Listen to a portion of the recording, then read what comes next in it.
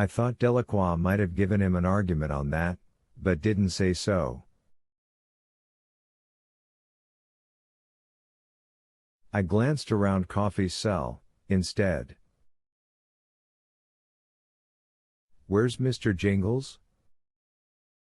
"Ran down there." He pointed through the bars, down the hall to the restraint room door. I nodded.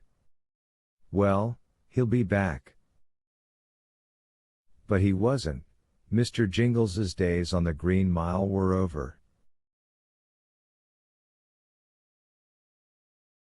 The only trace of him we ever happened on was what Brutal found that winter, a few brightly colored splinters of wood, and a smell of peppermint candy wafting out of a hole in a beam.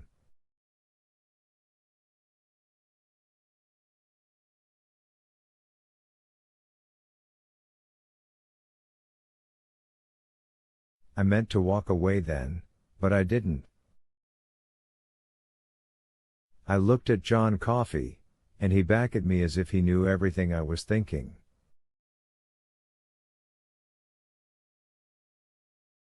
I told myself to get moving, to just call it a night and get moving, back to the duty desk and my report.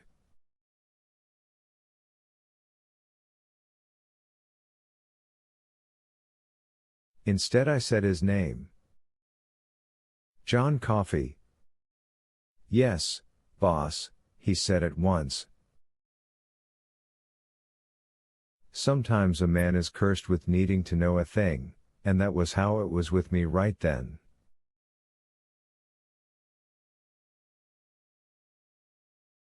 I dropped down on one knee and began taking off one of my shoes. 7. The rain had quit by the time I got home, and a late grin of moon had appeared over the ridges to the north.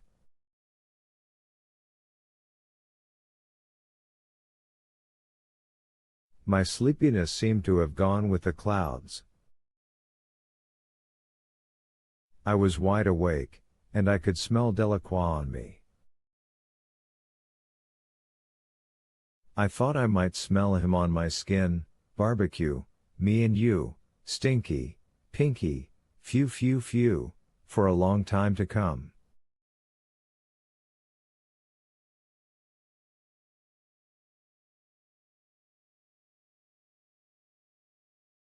Janice was waiting up, as she always did on execution nights.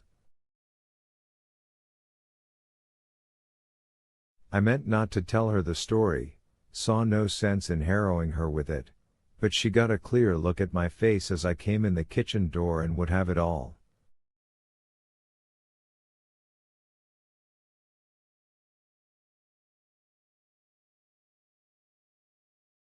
So I sat down, took her warm hands in my cold ones.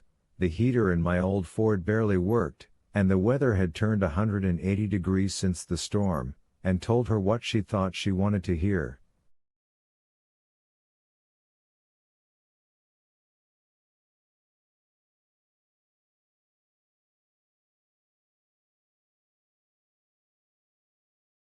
About halfway through I broke down crying, which I hadn't expected. I was a little ashamed, but only a little. It was her, you see, and she never taxed me with the times that I slipped from the way I thought a man should be the way I thought I should be, at any rate.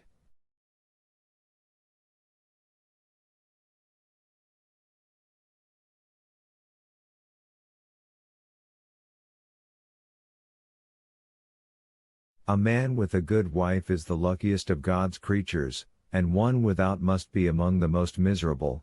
I think, the only true blessing of their lives that they don't know how poorly off they are.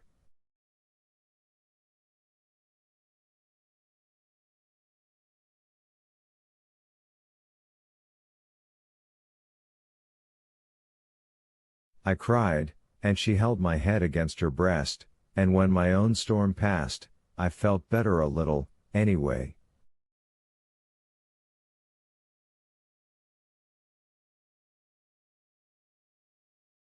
And I believe that was when I had the first conscious sight of my idea. Not the shoe, I don't mean that. The shoe was related, but different.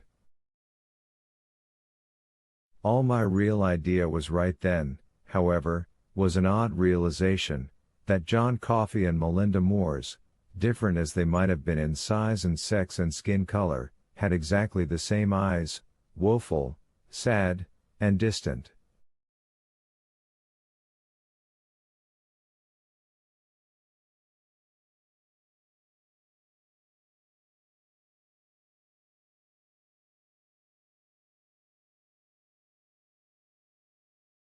Dying eyes. Come to bed, my wife said at last. Come to bed with me, Paul. So I did, and we made love, and when it was over she went to sleep. As I lay there watching the moon grin and listening to the walls tick, they were at last pulling in, exchanging summer for fall, I thought about John Coffey saying he had helped it.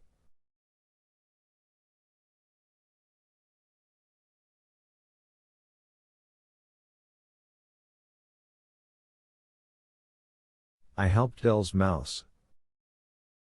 I helped Mr. Jingles. He's a circus mouse. Sure. And maybe, I thought, we were all circus mice, running around with only the dimmest awareness that God and all his heavenly hosts were watching us in our Bakelite houses through our ivy glass windows.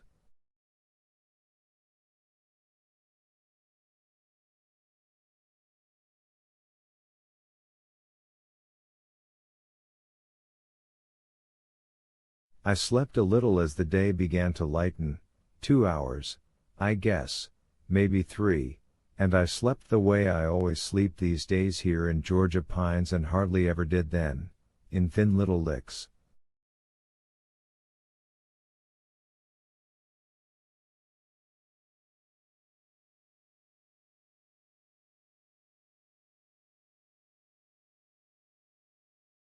What I went to sleep thinking about was the church's youth. The names changed, depending on the whims of my mother and her sisters, but they were all really the same, all the First Backwoods Church of Praise Jesus, the Lord is Mighty.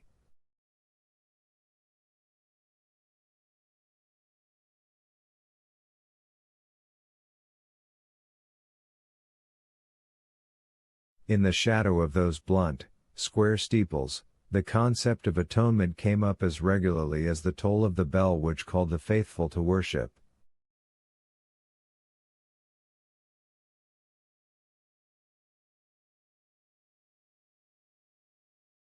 Only God could forgive sins, could and did, washing them away in the agonal blood of his crucified Son, but that did not change the responsibility of his children to atone for those sins, and even their simple errors of judgment, whenever possible.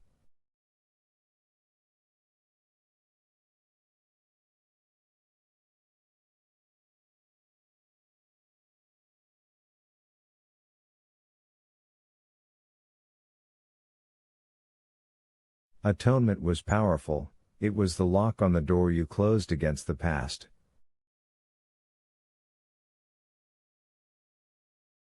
I fell asleep thinking of Piney Wood's atonement, and Edward Delacroix on fire as he rode the lightning, and Melinda Moores, and my big boy with the endlessly weeping eyes.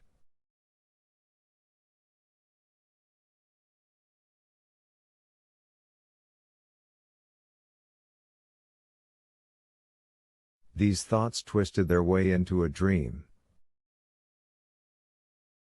In it, John Coffey was sitting on a riverbank and bawling his inarticulate mooncalf's grief up at the early summer sky while on the other bank a freight train stormed endlessly toward a rusty trestle spanning the Trapingus.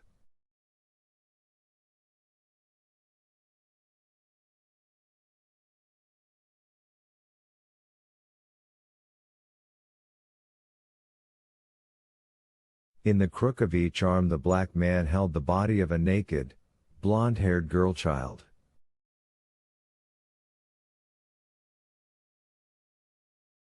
His fists, huge brown rocks at the ends of those arms, were closed.